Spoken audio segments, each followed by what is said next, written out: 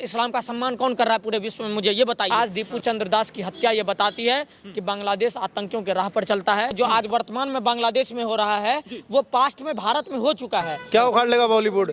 एक हमारा पवन सिंह अकेला बॉलीवुड में भारी है। जब ये लोग बाबरी का नींव रखेंगे तब तक हम लोग तोड़ेंगे। जैसे आज के डेट में डेट है ना 6 दिसंबर 1992 जो गिराया गया, तो इन लोगों ने फिर से ईंट रखने का काम करा। फिर हम किसी और डेट को गिराएंगे, फिर वो डेट पे ये लोग फिर नींव रखेंगे, फिर हम किसी और डेट पे गिराएंगे, फिर वो लोग किसी और डेट पे नींव रखेंगे। दीपू चंद्र दास जी जिनको पकड़कर मारा गया, वो एक कर्मचारी थे, उनको पकड़कर इतनी बेरहमी से मारा गया। मारने के बाद अधमरा कर दिया गया। अधमरा करने के बाद उसको पेड़ से बांधकर उसको जिंदा जला दिया गया। सोचिए कितनी दर्दनाक मौत दी गई है। बांग्लादेश में हिंदुओं के प्रति हिंसा एक बार दोबारा जारी हो चुकी है।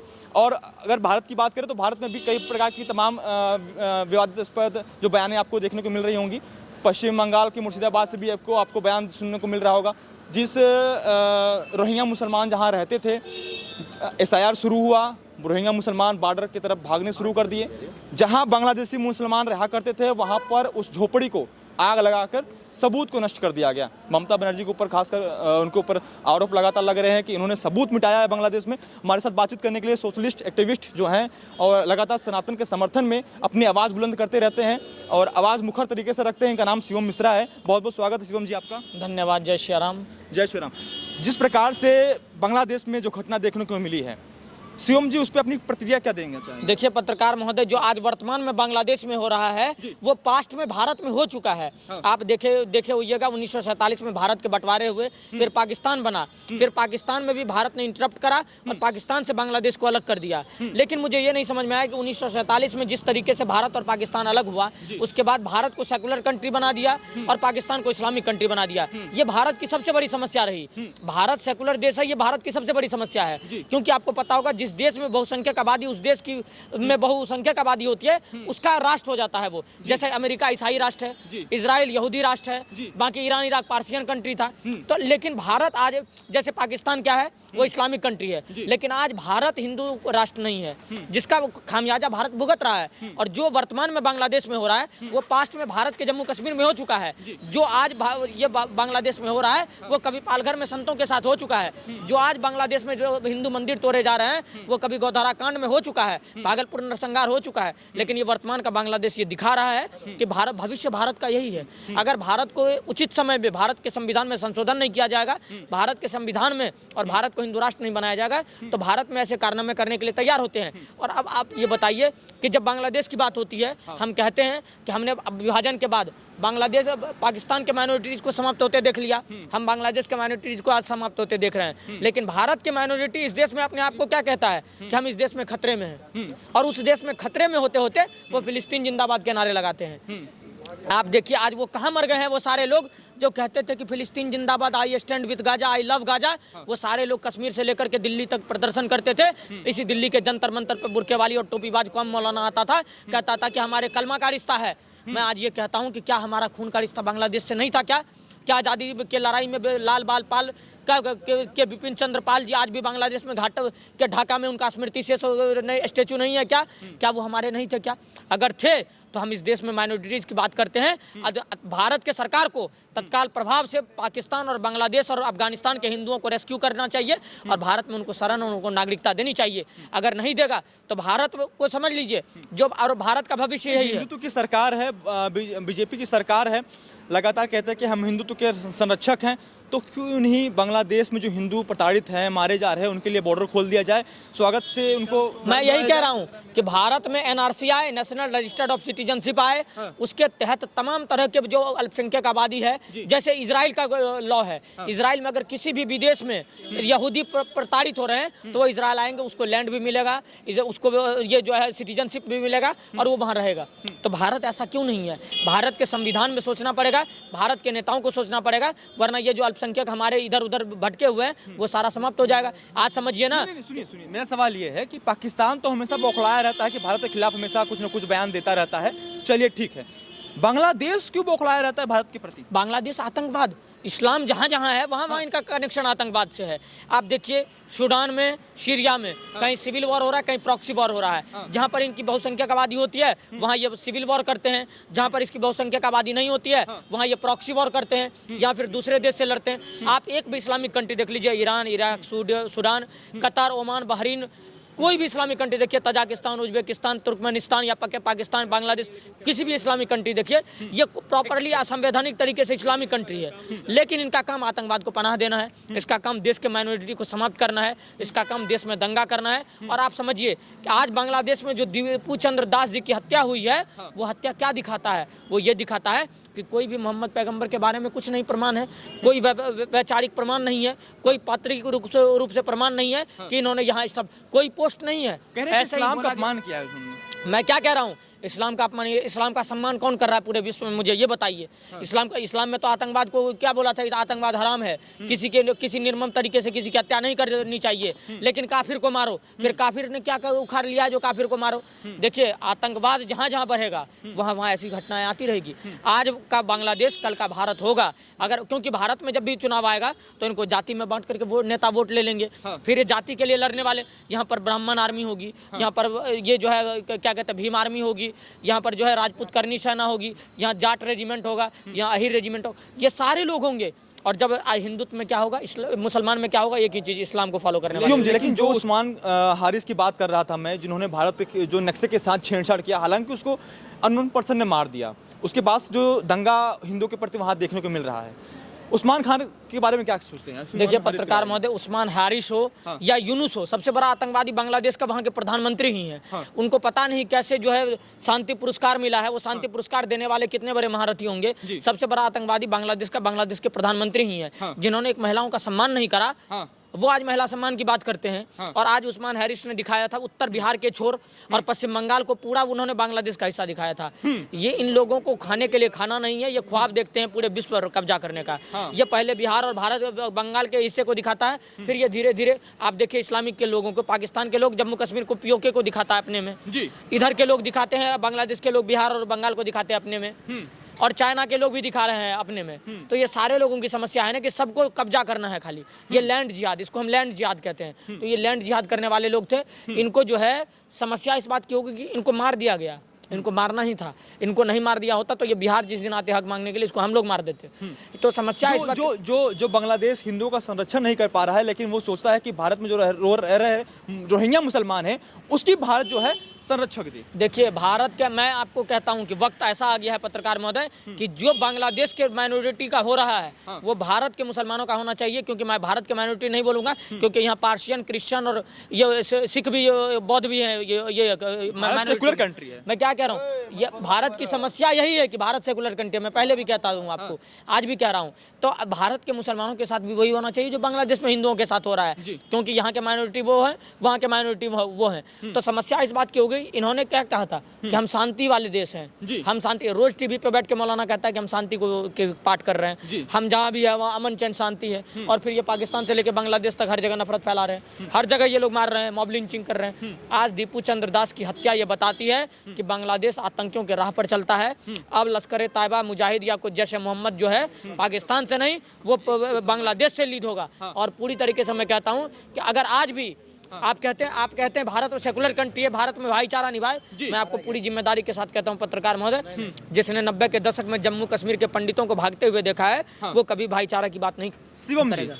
जो मानवता की गैंग है भारत में तो लगातार एक्टिव रहती है, आपने देखा होगा, लेकिन पाकिस्तान हो जाए चाहे बांग्लादेश हो जाए, यहाँ पे मानवता की गैंग जो है एक्टिव क्यों नहीं होती है? देखिए जिनको आप मानवता के गैंग कहते हैं वो मानवता के गैंग नहीं, वो आतंकियों का गैंग है।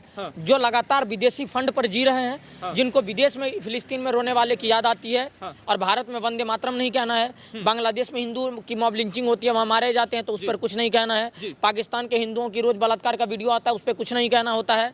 इनको लगातार फिलिस्तीन, गाजा के लिए होता है, बाकी किसी के लिए नहीं होता। ये मानवता गैंग नहीं है, ये आतंकी गैंग है। और मैं आपको आज पूरी जिम्मेदारी के साथ कहता हूं कि भारत में वो कभी भी भाईचारे की, आप कहते हैं कि हम भाईचारे की बात क्यों नहीं करते हैं। जिन्होंने 90 के दशक में जम्मू कश्मीर से भागते हुए हिंदुओं को देखा होगा, वो कभी भाईचारे की बात नहीं करेगा। जो आज़ादी के बाद पाकिस्तान से भरे हुए कटे हुए सिर हिंदुस्तान लाने वाले हिंदुओं की लाशों को देखा होगा, वो कभी भाईचारे की बात नहीं करेगा। जिन्होंने गौधरा कांड को देखा, वो कभी भाईचारे की बात नहीं करेगा। जिसने अपने साधु संतों को पालघर में मरते हुए देखा, वो भाईचारे की बात नहीं करेगा। जिसने मुजफ्फरपुर दंगा, भागलपुर नरसंहार देखा, वो कभी भाईचारे की बात नहीं करेगा। जो वर्तमान में केरला स्टोरी को देख रहा है, जो मुर्शिदाबाद से भगाए जाने वाले लोगों को देख रहा है, वो कभी भाईचारे की बात नहीं करेगा। और भाईचारा क्या है? भाईचारे का चूरन सिर्फ हिंदुओं के दिमाग में है, बाकी कोई भाईचारे में नहीं है। चाहे वो सिख हो इस देश में, या ईसाई हो, या क्रिश्चियन हो, या इस्लामिक लोग हो, ये भाईचारे। बाकी लोग तो कॉम्प्रोमाइज करने के लिए, कॉम्प्रो के लिए भी तैयार है, लेकिन इस्लामिक लोग किसी से कॉम्प्रोमाइज नहीं करते हैं, जिसके वजह से इस्लाम का आतंक पूरे विश्व में फैल रहा है। आप बिहार से हैं, एक सेकंड,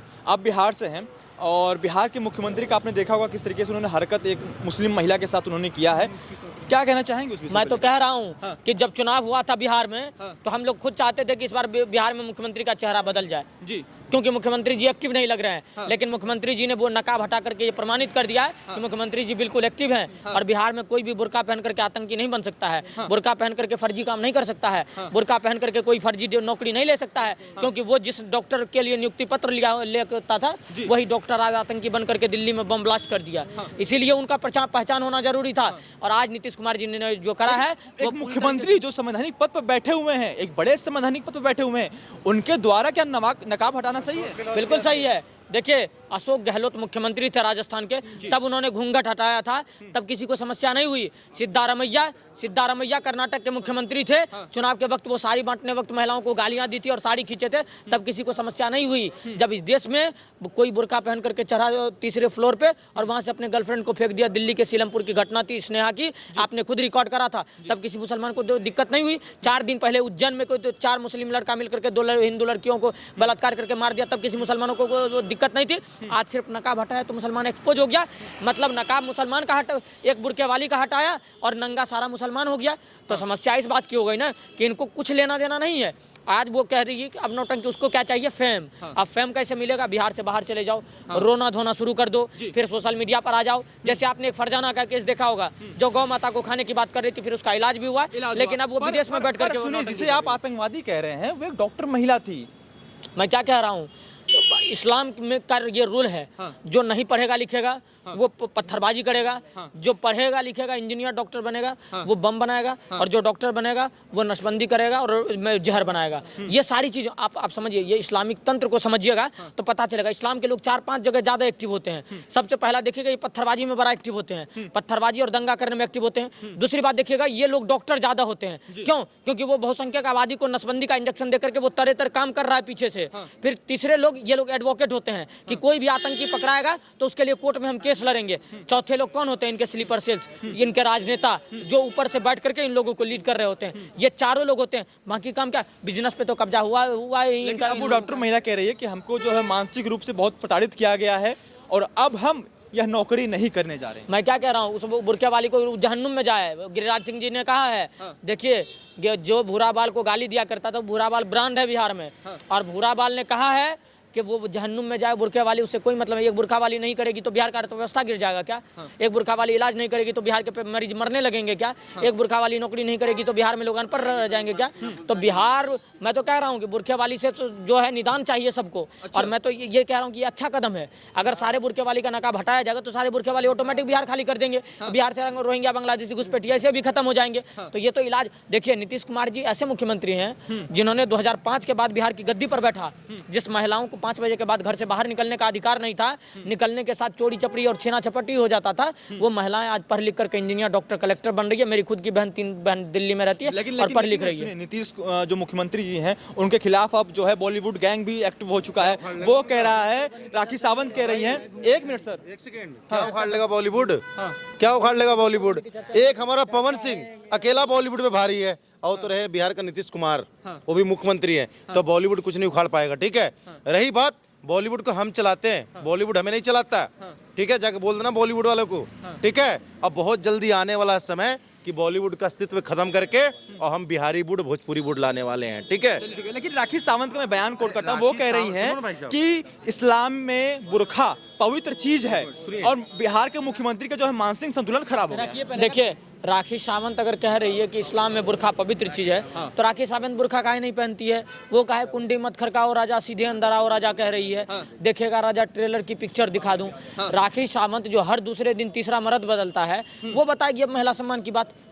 जो कभी जो है कौन दीपक कलाल कभी खोजता है उसको, कभी जौहर खोजता है, कभी कोई खोजता है उसको। तो राखी सावंत तो खैर औरत है ही नहीं, तो वो महिला सम्मान की बात ना करे तो बेहतर है। महिलाओं के लिए महिला विकास योजना से लेकर के मुख्यमंत्री साहब बालिका साइकिल योजना से लेकर के महिलाओं को 50% आरक्षण देने का काम, महिलाओं को छात्रवृत्ति देने का काम, महिलाओं को स्वास्थ्य देने का काम, महिलाओं को अच्छी डिलीवरी करवाने का के लिए सामुदायिक स्वास्थ्य केंद्र, और उसके बाद महिलाओं को लगातार छात्रवृत्ति से लेकर के अविवाहित महिलाएं ग्रेजुएशन करती हैं उनको छात्रवृत्ति, नर्स में हर जगह महिलाओं के लिए जितना नीतीश कुमार जी ने करा इतिहास में आज तक किसी मुख्यमंत्री ने नहीं करा है।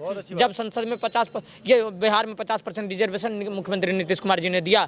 बिहार में आज जब चुनाव होते हैं तो वहाँ पर महिलाएं सीट आरक्षित होती है, वो मुख्यमंत्री नीतीश कुमार जी का देन है। आज जब केंद्र में 35% आरक्षण की बात आई संसद में तो नीतीश कुमार जी ने सबसे पहले सपोर्ट करा। तो अब नीतीश कुमार जी को लोग कह रहे हैं कि नीतीश कुमार जी जो है महिला सम्मान की बात करें। महिला सम्मान की बात नीतीश कुमार जी से आज नीतीश कुमार जी के नेतृत्व में मैथिली ठाकुर संसद में बैठी हुई है। एक मिनट, जो आरजेडी लगातार सवाल खड़ा कर रहा है कि बिहार के महिलाओं का बहुत बड़ा अपमान हुआ है, वो कह रहे हैं कि ये बीजेपी और आरएसएस के संगत की वजह से नीतीश कुमार खराब हो गए। हाँ, आरएसएस देखिए, आरजेडी वाले कहते हैं कि बीजेपी और आरएसएस का संगत खराब था इसीलिए इन्होंने नकाब हटाया। हाँ। तो रोहिणी आचार्य ने पिता को किडनी दे दिया, उसके बाद उसको चप्पल से पीट करके घर से बाहर निकाला गया। हाँ। ये बहुत अच्छी बात थी क्या?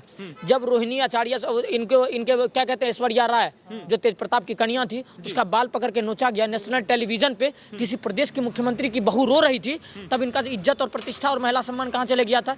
जब इसका बेटा किसी को शादी करके पटना के बोरिंग रोड में किसी को कहीं और रखता है तेज प्रताप, तब इसकी महिला सम्मान कहाँ चली जाती है? तो महिला सम्मान का विक्टिम वो ना खेले जो कहती है कि जब आरजेडी सरकार बनता तब यादव रंगदार बनता और आरजेडी के माल वाला गाना निकालता है। वो सारे लोग महिला सम्मान की बात ना करे तो बेहतर है। महिला सम्मान कौन करता है, कौन कर रहा है, वो पूरी भारत से लेकर के पूरे बिहार की जनता जानती है। पश्चिम बंगाल पे थोड़ा बातचीत करेंगे आपसे। वहाँ पर बाबरी मस्जिद की तो नींव रखी जा चुकी है, लेकिन गली गली में ये भी पोस्टर लगाया गया है कि राम मंदिर भी बनाया जाएगा। देखिए, बाबरी मस्जिद तो बनेगा नहीं भारत के किसी भी भूमि में। अगर बाबरी मस्जिद वहाँ बनी तो बाबरी मस्जिद फिर टूटेगी। 6 दिसंबर 1992 फिर आएगा। फिर राम कुमार कोठारी और शरद कुमार कोठारी जैसे कोई बंधु निकलेंगे और उसका ढांचा गिराने का जिम्मेदारी लेगा और उसको विध्वंस किया जाएगा। और दूसरी बात, आप कहते हैं राम मंदिर तो भारत के हर कण में राम है।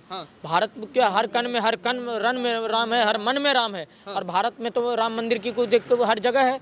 आपको कहिए ना कि कहाँ पे, जहाँ पे चंदा इकट्ठा होगा। देखिए, हम लोगों ने चंदा की ऐसी भीख नहीं मांगी थी जैसे ये लोग मांग रहे हैं। मस्जिद का विरोध क्यों करते हैं? वो मुसलमानों का मामला है। बाबर उनका क्या हक है? निश्चित तौर पे हम कहना चाहेंगे जब ये लोग बाबरी का नींव रखेंगे तब तक हम लोग तोड़ेंगे। जैसे आज के डेट में डेट है ना 6 दिसंबर 1992 जो गिराया गया, तो इन लोगों ने फिर से ईंट रखने का काम करा। फिर हम किसी और डेट को गिराएंगे, फिर वो डेट पे ये लोग फिर नींव रखेंगे, फिर हम किसी और डेट पे गिराएंगे, फिर वो लोग किसी और डेट पे नींव रखेंगे। तो इनका मुझे लग रहा है 365 दिन में 365 दिन इन लोग का एक निर्धारित होगा कि रोज हमें एक जगह रखनी है बाबरी के लिए। सिलसिला कब तक चलता रहेगा? ये सिलसिला तब तक चलता रहेगा जब तक इनके अंदर से बाबर, औरंगजेब और हिजड़ों की मानसिकता खत्म नहीं हो जाती। सुनिए ना, सुनिए पवन भाई, पहली बात तो इनको बनाना ही है तो एपीजे अब्दुल कलाम के नाम पे बनाना, क्या दिक्कत है? हम भी सम्मान करेंगे, हम भी सपोर्ट करेंगे, पर इनको बनाना एक छक्के के नाम पे। किसका? बाबर, उस छक्के के नाम पे, ठीक है? तो वो तो होने वाला नहीं है। और रही बात, आज बीजेपी की सरकार है फिर भी नहीं होगा, और जब कांग्रेस सरकार था तब भी हम बाबरी ढांचा तोड़े थे और फिर बनाओगे फिर तोड़ेंगे।